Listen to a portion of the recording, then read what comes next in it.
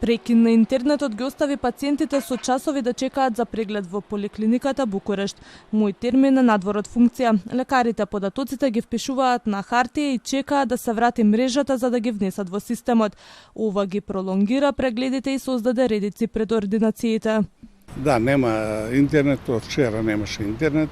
Денеска се труде апотекарката преку други интернети од Ѓорче Петров и од овамо да им дадат лекове. Се создава ли дополнителен метеж? Со оглед на тоа дека ги впишуваат нелирачно? Да. Точно. Има мака, ама да има лек, битно е да има лек, тоа е. Да, моментално има проблем со интернет, но брзо се реши.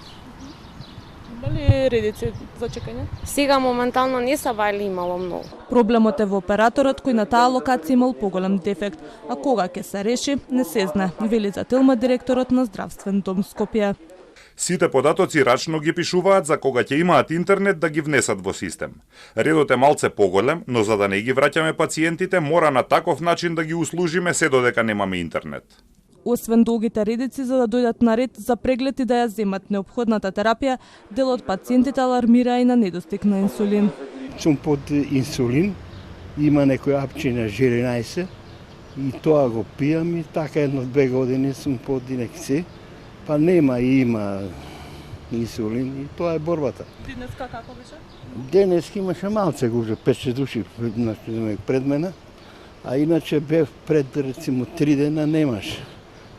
Инсулин мора да одам дома, да се вратам.